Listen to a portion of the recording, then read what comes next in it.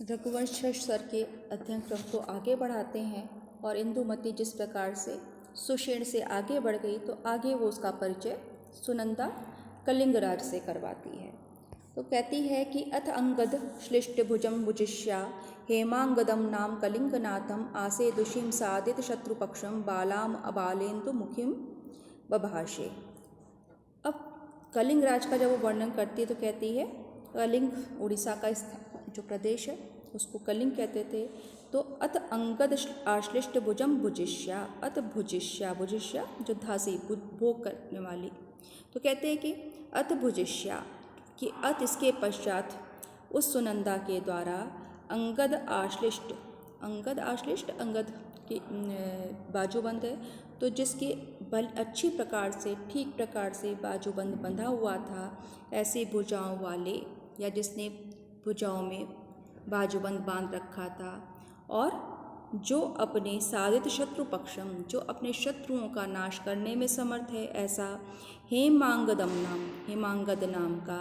कलिंगनाथम, कलिंगनाथ अर्थात कलिंगराज, कलिंग देश के राजा था। वो कैसा था उसको वो बताते हैं, आसे दुषिम अबालेन्दु मुखीम, अर्थात वो साथ चलते हुए, आसे दुषिम अपने साथ साथ चलते हुए, अबालेन्दु बाल तो हुआ जो प्रकट हो रहा है, अबालेन्दु पूर्णिमा के यानी कि पूर्ण चंद्र के समान ही सुंदर मुख वाली उस इंदुबाला, उस इंदुमती से बोली। तो यहाँ पर जो इंदुमती है उसका नाम इंदुमती है और वो कैसी है, अबालेन्दुमुखी अर्थात पूर्ण चंद्रमा के समान जिसका मुख है, ऐसी उस इस इंदुमती को कलिंग देश के राजा के पास लेकर गई। कलिंग देश का राजा के बारे में वो कह रहे हैं कि उसने भुजबंद धारण कर रखा है, वो अपने शत्रुओं का नाश करने में समर्थ है और उसका नाम हेमांगद है। तो इस प्रकार से वो कलिंग राज के पास सादित आसे दुशीम साथ ले जाती हुई, अपने साथ चलाती हुई, उसके साथ साथ चलती हुई वो कलिंगराज के पास ले गई। तो अथांगद श्लिष्ट भुजम भुजिष्या हेमांगदम नाम कलिंगनाथम आसे दुषिम सादित शत्रुपक्षम बालाम अबालेन्दु मुखीम बभाषे, और उससे बोली, बभाषे उससे कहा। तो उसने जाकर के कलिंगराज के पास उसको खड़ा किया और उसके बारे में बताने लगी। असौ महेंद्रादि समान सारा पतिर्महेंद्रस महोददेश्च यस्य शरत्य सैन्य गजच्छलेन यात्रा सुयाति पुरो महेंद्रा। अब उसका जब वो वर्णन कर रही है कलिंगराज का, तो कहती है कि महेंद्र नामक असौ महेंद्रादि समान सारा पतिर्महेंद्रस महोददेश्च, कि ये महेंद्र पर्वत का नाम है, कि ये महेंद्र नामक पर्वत के समान ही ये अत्यंत कैसा है, बलवान है। महेंद्र आदि समान सारा, महेंद्र पर्वत के समान ही, महेंद्र अद्रि, अद्रि माने पर्वत, तो महेंद्र पर्वत के समान शक्ति वाला। असौ महेंद्रस्य महोदधे चापतिम, अर्थात ये अत्यंत बलवान है और इसके अंदर महेंद्र पर्वत और महासागर महोदधे चापतिम, और दोनों के ही गुण विद्यमान हैं, उन दोनों का ये एकमात्र अधिष्ठाता है। और इस प्रकार से इसका पर्वत और जल भाग पर पूर्ण आधिपत्य स्थापित है, ये उसका स्वामी है। असौ महेंद्रादि समान सारा पतिर्महेंद्रस्य महोददेश्च, कि ये महेंद्र पर्वत के समान शक्तिशाली ये जो राजा है, असौ ये राजा हेमांगद जो है, वो महेंद्र पर्वत और महासागर, जो सामने महासागर बह रहा है इसके राज्य में, उनका ये स्वामी है। यस शरद सैन्य गजत छलेन यात्रा सुयाति पुरो महेंद्रा। अब उसके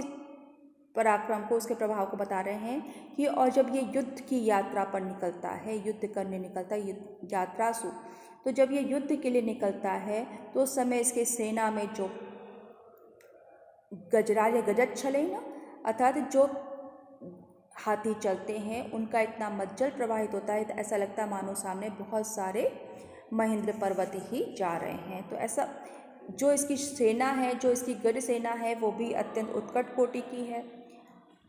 और उनसे जो मज्जल प्रवाहित होता है वो मानो वहाँ पे महासागर का दृश्य उपस्थित करते हैं। तो इस प्रकार से इसका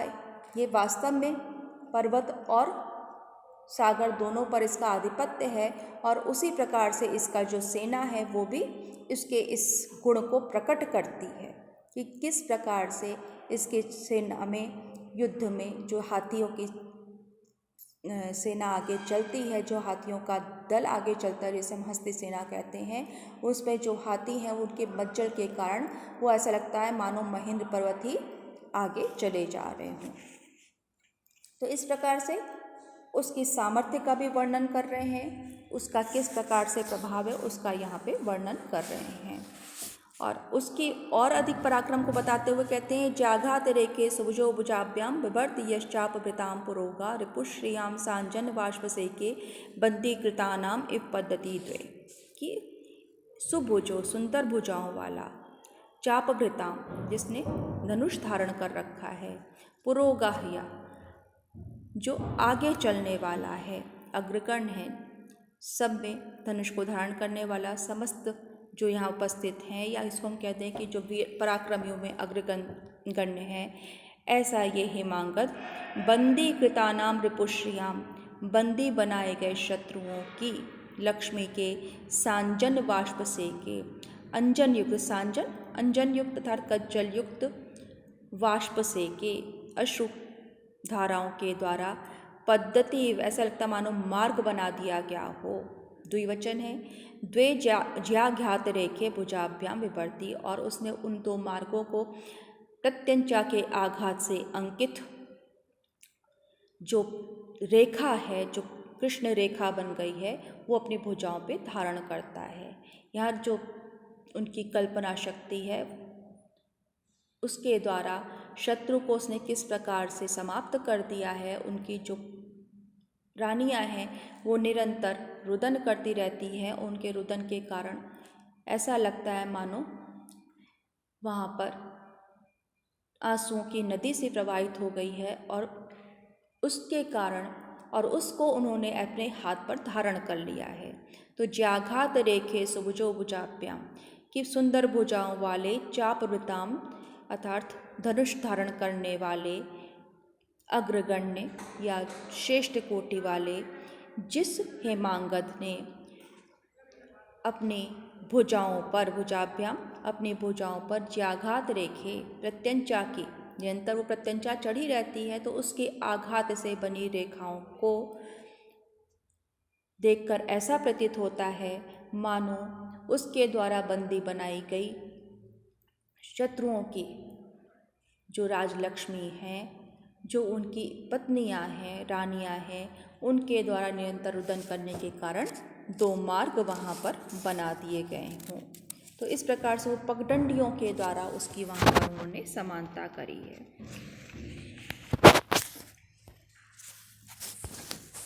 यम आत्मना सद्मनि सन्निकृष्टो मंत्रध्वनि त्याजित यामतुर्या प्रासादवातायन दृश्यवीचि प्रबोधयति अर्णव एव सुप्तम। यम आत्मना सद्मनि सन्निकृष्टो मंत्रध्वनि त्याजित यामतुर्या प्रासादवातायन दृश्यवीचि प्रबोधयति अर्णव एव सुप्तम। अब वो कहते हैं जब वो अपने महल में सोता है, क्योंकि इसका कहा कि सागर के ऊपर भी इसका आधिपत्य, सागर सामने बहता, उसके निकट ही इसका राजमहल है। कहते हैं कि जब वो अपने भवन में सोता है, अपने महल में सोता है, तो निकटवर्ती प्रासाद वातायन दृश्य वीची, प्रासाद के अर्थात महल के झरोकों से दिखाई पड़ने वाली वीच मंद्र ध्वनि, लहरों की मंद्र गंभीर ध्वनि के कारण, जिसने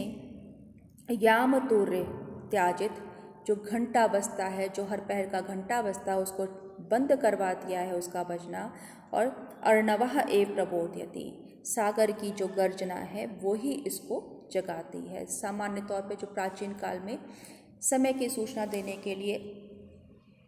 घंटे लगे होते थे और वो हर एक पहर के बाद उनको बजाया जाता था, किंतु हेमांगद ने उसको परंपरा को बंद कर दिया, क्योंकि उसके प्रासाद के निकट ही सागर गर्जन करता रहता है और उसके द्वारा ही उसको प्रबोधित किया जाता है, उसको उठाया जाता है, इसलिए उसे पहर में बजने वाले घंटों की आवश्यकता नहीं रह गई। तो यम आत्मना कि आत्मना सतमनि सुतम, अपने महल में जब वो सोता है तो इस हेमांगत को राजमहल के निकट स्थित उसकी खिड़कियों से दिखाई पड़ने वाली जो वीची जो तरंगे हैं, उनसे उठने वाली जो गंभीर ध्वनि है, उसके निरंतर शब्दायमान होने के कारण, गुण ध्वनित होने के कारण पहर की सूचना देने वाले घंटों को बंद करवा दिया है, त्याग दिया गया है। अर्थात उस पर घंटा ध्वनि करवाना या घंटानाद करवाना बंद कर दिया गया है, क्योंकि समुद्र ही अपने गर्जना से उसको उठाता है, उसको जगाता है, प्रबोधित करता रहता है। तो यहाँ पर जो सागर गर्जना है उसके द्वारा घंटा ध्वनि की बात कही गई है कि उसे अब किसी अन्य माध्यम की जागने के लिए आवश्यकता नहीं है। और इस प्रकार से फिर वो उसको कहती है कि यदि तुम इसके साथ विवाह करती हो तो इसके साथ तुम इस यहाँ पे उपस्थित जो ताड़ वृक्ष हैं उनमें विहार करोगी, और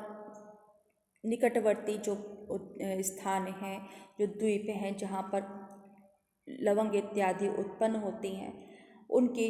वायु के द्वारा, उनकी सुगंधित वायु के द्वारा तुम्हारा जो स्वेद कण है उनको पोंछ दिया जाएगा। तो ये हम देखते हैं कि जो साउथ का भाग है, जो उड़ीसा और इधर केरल वाला भाग है, वहाँ पर इस प्रकार मसालों की खेती की जाती है। ये प्राचीन काल से ही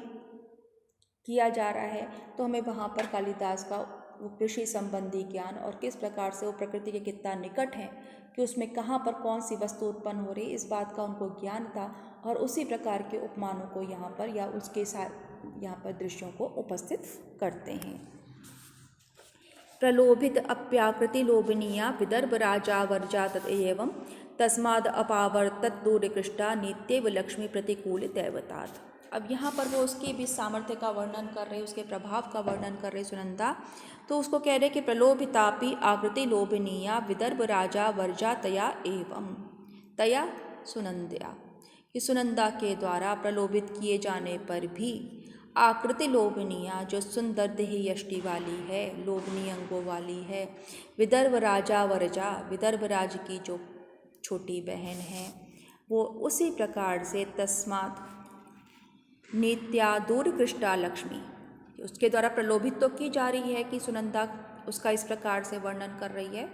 कि इंदुमती उसको अपने पति के रूप में स्वीकार कर ले, लेकिन नित्या आकृष्टा दूरकृष्टा लक्ष्मी, जिस प्रकार से नीतिपूर्वक लाई गई लक्ष्मी भी प्रतिकूल दैवात,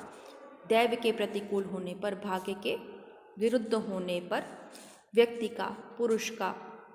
त्याग कर देती है, उसी प्रकार से इंदुमती ने भी उस कलिंगराज हेमांगत को अपावर्तत, दूर कर दिया या उससे दूर चली गई। तो कहने का तात्पर्य वही है कि वहाँ पर जो राजा उपस्थित हैं वो सभी अपने शक्ति में, वैभव में, सौंदर्य में एक से बढ़कर एक हैं,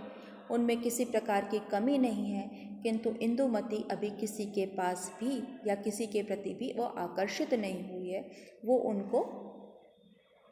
छोड़कर, सुनकर उनके बारे में आगे बढ़ती जा रही है।